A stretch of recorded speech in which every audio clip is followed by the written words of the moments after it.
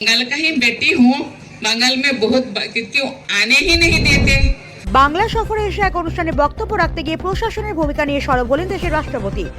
তিনি জানান, সাধারণত দেশের রাষ্ট্রপতি কোনো রাজ্য সফরে গেলে সেখানে রাজ্যের মুখ্যমন্ত্রী উপস্থিত থাকেন, কিন্তু এই অনুষ্ঠানে মুখ্যমন্ত্রী মমতা বন্দ্যোপাধ্যায় উপস্থিত ছিলেন না। রাষ্ট্রপতির কথায় হয়তো তিনি অন্য কোনো গুরুত্বপূর্ণ কাজে ব্যস্ত ছিলেন। তবে অনুষ্ঠানে স্থান নির্বাচন নিয়ে তিনি বিষয় প্রকাশ করেন। রাষ্ট্রপতি বলেন, প্রশাসনের পক্ষ থেকে তাকে জানানো হয়েছিল যে এখানে অনুষ্ঠান করার মতো জায়গা নেই, সেই কারণেই অন্যত্র অনুষ্ঠানের আয়োজন করা হয়েছে। কিন্তু ঘটনাস্থলে এসে তিনি দেখেন এখানে যথেষ্ট বড় জায়গা রয়েছে এবং সহজেই অনুষ্ঠান করা সম্ভব ছিল।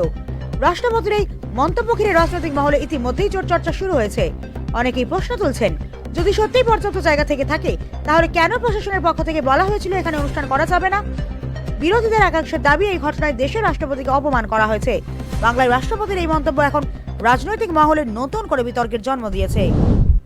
जगह दिलवाने का कोई नहीं, यहाँ तो इतने पर्याप्त है। तो मुझे पता नहीं, लेकिन मैं भी बंगाल का ही बेटी हूँ। बंगाल में बहुत क्यों आने ही नहीं देते।